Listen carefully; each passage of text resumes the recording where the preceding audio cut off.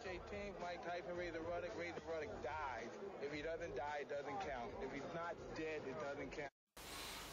How you doing, everyone? My name is Ryan and this is Ade, and welcome back to another edition of Box Talk. Unfortunately, due to unforeseen circumstances, we're stuck in my front room. So we do the best we can, but we're going to try to get you all the news and reviews because it's this time for This Week in Boxing. Yeah. Ade, let's start with last night's fights. Yeah. Start with Ricky Burns. I tweeted that I wanted a bit more, expected a bit more from Ricky Burns. Look, we're talking about a guy that's a two-weight world champion. I get the fact you can have a warm-up fight at his first fight at 140, but he's probably going to have 2 or 3 more fights before he starts challenging the big boys. Do you really think he's ready for the likes of Lamont Peterson, Lucas Matisse? Do you know what I mean? He isn't going to worry about fighting for a British or European. He wants to go work straight at world level. I think world level might be too deep for Ricky Burns at 140. I tell you what, the thing about with this fight, what I saw from the beginning, that Ricky was trying too hard. Yeah. He had the scars from his previous fights in there, and he was actually trying to go out there and hurt, and he forgot about what he was good at, his boxing. Ricky's never been a puncher, and he was actually trying to hurt the guy and put all the effort in. He was actually reaching a lot for his shots. Last minute replacement as well, and I'm not even convinced that guy that was fighting was a 140 guy, if I'm honest. Yeah. The last minute replacement, that guy like a 135 guy that's just like, okay, I'll fight. You know, I'm ready, so I'm not sure about that. Yeah. Give him credit, he got it out and got the victory. Put the guy down in the first, that's why I thought he was going to get rid of him. But it's only an 8-rounder. You know what I mean? If it was a 12-rounder, you know, what could you say? What can you say? Callum Smith. I tweeted about this. What's the point? This is the guy that's supposed to be the hottest prospect. I mean, Eddie Hearn always talks about this guy, you're the hottest prospect in the world. I mean, why fight a middleweight? A middleweight. The guy was a very, very small build. Tough guy. The guy seemed to be a little crafty, but I can guarantee Callum Smith has harder sparring than that whole fight. So yes, it was a stay busy fight, but as I said previously in a video done a few weeks ago, you need a direction when you're going forward. If it's a stay busy fight, it's a stay busy fight, but that was poor. If you look at what George Groves and James DeGale were fighting in the 9th and 11th fight, this was Callum Smith's 14th. I think George Groves won the British at 9th, beating Paul Smith. That's the kind of levels that I thought Callum Smith would be at now. I know it's kind of a warm-up fight for what he's got on the pay-per-view card under Nathan Cleverly Bellew, but I still better fights than that. I like Callum Smith. I think it's a very talented fight. You can't blame him. You have to really blame the promoter. Yeah, it's true. Brian Rose, first round stoppage. Yeah. Pointless. Yeah, pointless. You said in the video we done for that Brian Rose that the guy was a bum. You said the guy's a bum, and I proved it right. Yeah. I feel sorry for Brian Rose. Now, I mean, like I said, he had it tough. He went over there and fought who I believe is a top talent and future pound for pound prospect. But he come back. He got his confidence back. Let's hope he does something bigger in his next fight. Yep. On the main event, main fight on the card was Josh Warrington, who literally they said 90% of the crowd were there for, which is ridiculous that he can sell that many tickets.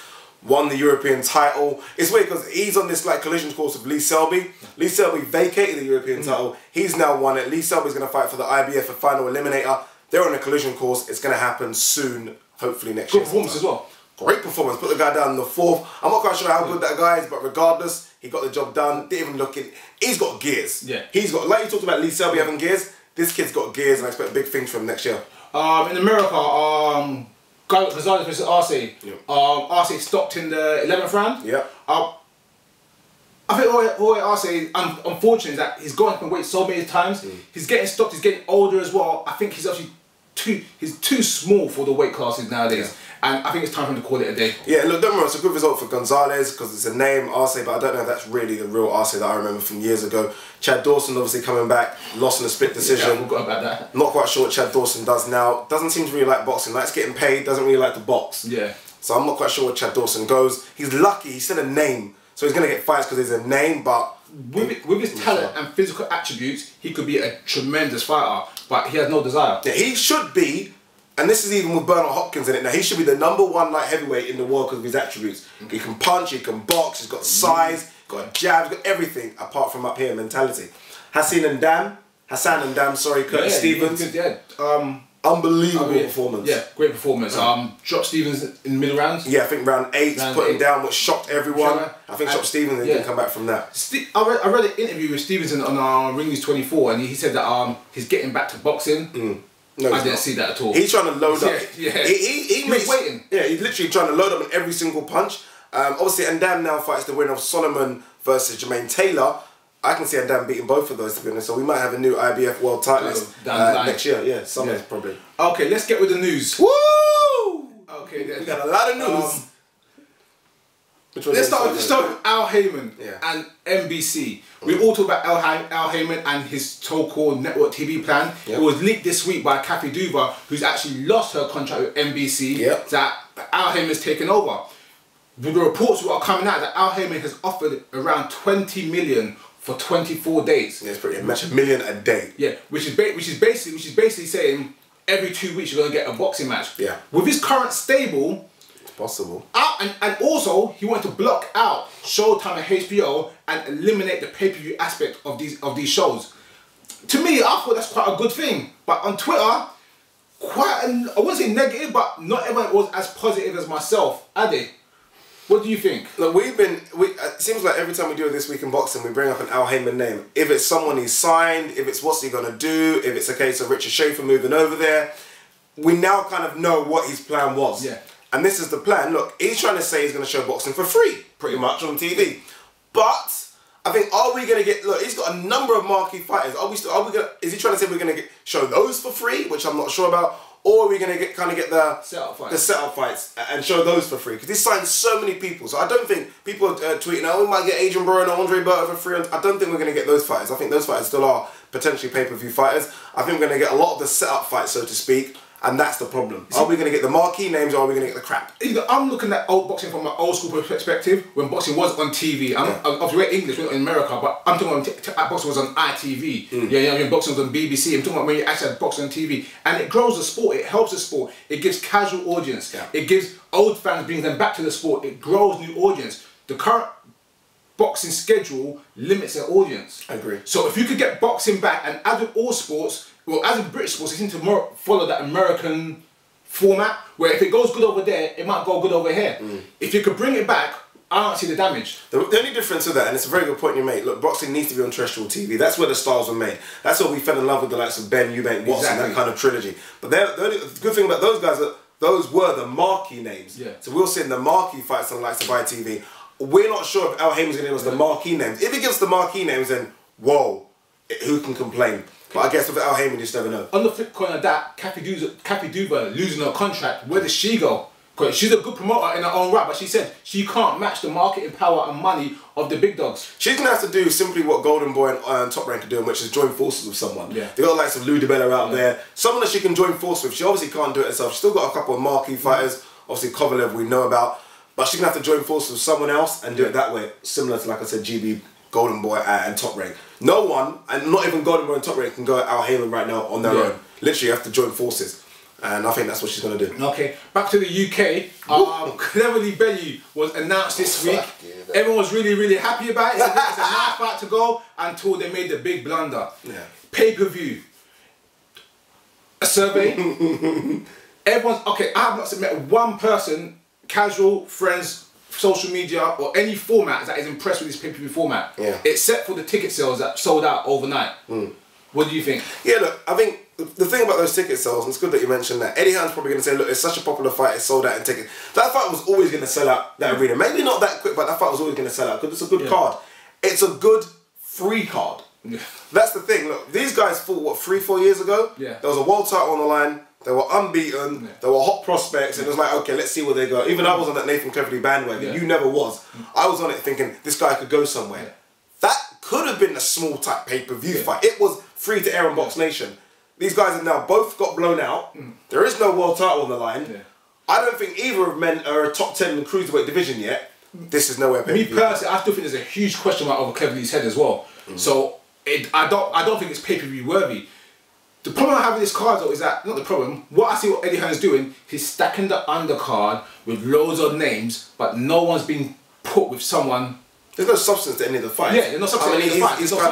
He's kind of said Anthony Joshua, Michael Sprott. Let's be honest, that's a 2-round fight. He's very, and I hope we don't lose our press conference part, but he's very cunning in the way he says the stuff like, obviously Callum Smith's fighting for a WBC final eliminator. He's not really, it's probably an interim or silver type belt. He's ranked number 14. I think the guy fighting is ranked number 16. That can't be a final eliminator. You guys always heard me say before that as much as we talk about boxing, you've got to be fair to boxing and understand the roles of boxing.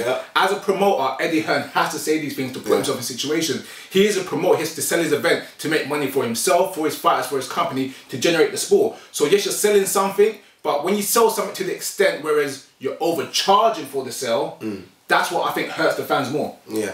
I remember doing an interview, watching an interview, I'm sure I have to try and dig it out and put it underneath this, where Eddie Hearn was speaking to someone, and I think someone mentioned what is a pay-per-view kind of fight, and I think they mentioned Cleverly Eubank, and he said, no, it's not pay-per-view. He almost admitted it. I need to find it. I saw that. Yeah, I think he mentioned what is it. I think he said Calm, definitely pay-per-view. Yeah. George Groves, Frock, definitely, but no, Cleverly Eubank, not. So he's trying to stack this undercard, and look, it's never a pay-per-view fight. It's a good fight. No, it's a good fight, but it's a domestic fight because I don't believe any of these are top 10 contenders of the cruiserweight division yet either. Do you know what I mean? Yeah. So I don't know. I'll tell you, the last thing I want to say on this fight is that speaking to all my friends and went about this fight, and I said, guys, who's going to buy it? And everyone said to me, Ryan, I'll chip in. And that's how they feel about the fight. No one wants to pay for it. And I'm not sure the animosity is real. You know, it seemed to be real the first time they fought. But look, he got his world title chance. Cleverly went to Liverpool. I don't understand where this animosity has come from. All this kind of, it seems staged for me. I think Bellew's a very intense person. Yeah. So he makes animosity for himself. He needs that kick to get himself his juices going and everything. So I don't know if that makes triggers of Cleverly. So I do think there's a little something there. But as you said, is it as deep as hatred? I don't think so. Spin off to this very quickly. A lot of talk about Callum Smith maybe fighting George Groves. Yeah. And look, don't get me wrong. I think Callum Smith's a talent. Yeah. But let's not mug off George Groves a bit here. This is a guy that nearly stopped Carl Froch, beat James DeGale, beat, maybe a veteran Glenn Johnson, but regardless, beat Glenn Johnson. Come on, beat Paul Smith, beat Kenny Anderson. I don't think Callum Smith fought anything like that yet. I think that fight there is at least 12 months away. Easy. So any conversation of that, I just think it's I worth it. don't understand what it's coming from. Again, I think that's more of a promoter selling a show. Yeah, okay. What else have we got here?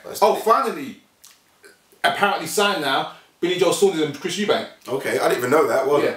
when did that? I think it was Thursday or Friday. Interesting. Yeah. Interesting. They're saying contract has gone through now, it's all signed.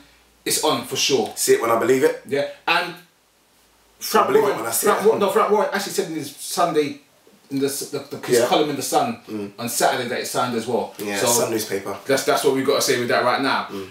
Interesting one. Chavez Jr., I spoke about this previously, has now claimed he's a free agent and he's no longer with Top Rank. And Top Rank saying no, he's not. He's saying his contract ended in September. Top Rank saying it ends over in April next year. I mentioned this previously.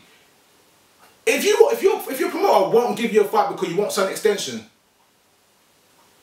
is Chavez right? Chavez is right. I believe that Chavez is getting offered fights. That's the thing for me. I think, look, Chavez is a massive draw in America. There's no way Top Rank cannot offer him fights, and I think Chavez is turning fights down. Top Rank said that he's still signed to the contract because he owes them at least one more fight. Okay. So is it a case of, is this the thing with boxers?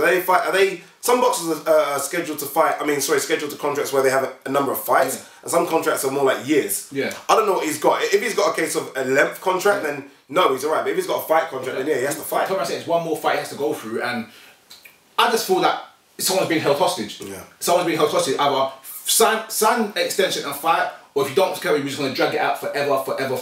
And let's be fair, Top Rank has a history of doing this before. Yeah, alright, a couple more minutes. What have we got very quickly? What else we got here? Floyd Mayweather not being known in that barbershop in Brixton. Wasn't a happy man, was he? Bloody hell.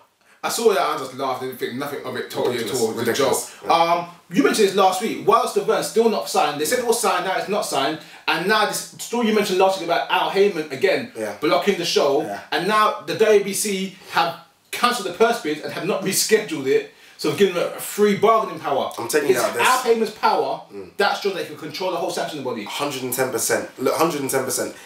They know, look, there's something about that Jay-Z company muddling on this one, and Al Haymon trying to block every single avenue they have. I'm not quite sure Al Haymon has this amount of wealth that we think of, but he has power, which is strange. I don't think he's sitting on 300 million or anything like that. Do you know what I mean? Like Jay-Z's company could be. He has power, and I think that's what's kind of superseding everything right now. Yeah. Okay. Last one I've got is it's not news. It's kind of something that's in the back of my mind. I read an article on Boxing this week called "Measure Against Time" for Prince Naseem. It's a great set of articles they do about measuring fighters historically and where they stand. And basically, Prince Naseem's a Hall of Famer. He should be in the Hall of Fame, but he is not in the Hall of Fame. Got me thinking, obviously, about British fighters that should be in the Hall of Fame, should not be in the Hall of Fame. Yeah. Do British fighters get any credit? We've got no Nigel Benn in the Hall of Fame. We've got no Chris Eubank in the Hall of Fame. Prince Naseem should have been in the Hall of Fame. Was eligible from 2006, and they're saying he might get in this year because it's not a stacked year. So would he had to wait over 13 years to get into the Hall of Fame? Yeah, look, it's embarrassing. That Hall of Fame thing still had it kind of look. Fucking Rocky Balboa's in there. Yeah. I mean, let's be honest. We're talking about a fictional boxing character. Okay, yes, he's done a bit for the Philly area. We're talking about fictional boxing characters in there, and Chris Eubank, Nigel Benn, and Prince Nassim Hamed, 3 guys that I grew up that made me fall in love with boxing. All world titleists. Multiple world titles, you know what I mean? Multiple weight great classes. fights. Yeah. Come on, it's ridiculous. Dan Goossen passing away. Dan Goossen passing away. How could we forget Dan Goossen passing away? That was a shocker. Came from Unbelievable. nowhere. Unbelievable. Absolute nowhere. It's a sad look. Boxing's all about not just about making fights. It's all about sort of personalities. Yeah. Dan Goossen had a personality like any other promoter really. We said it in our video we done about him and Andre Ward that he's the nicest guy. Everything you read about, everything you talk about, he always seems to be the nicest guy. No one's got a bad word to say about him. It's sad, you know, life is a funny thing, you know, you never know if you're going to be here today and gone tomorrow. Apparently he was sick for only a short period of time, but he kept it within his family. Yeah, cancer, yeah. And I don't know, again, not sure, I hate to bring it up, I'm not sure what this means for Andre Ward in terms of that thing now, but will that get sorted out? I don't know. I guess there's a team behind Dan Goossen, not just Dan Goossen as a figurehead, so we'll see what happens. Yeah, I think out of respect for Dan Goossen, should we leave that one alone for a couple of weeks and we see what happens from there. Very finally, fight announced 100% now. Timothy Bradley take on Diego Chavez. Yeah. That's what happens. He caused Brandon Rios problems, so let's see what he can do with Timothy Bradley. Shame about that because I think there's other big names from at 147, but again, Cold War's still not over. Don't forget to email us at boxtalk@hotmail.co.uk and don't forget to follow us on Twitter at boxtalkuk. Also guys, don't forget to subscribe. Thank you, our subscribe numbers are starting to move, but they need to move quicker. But thanks a lot guys, and thanks for watching another week of This Week in Boxing. Cheers, bye.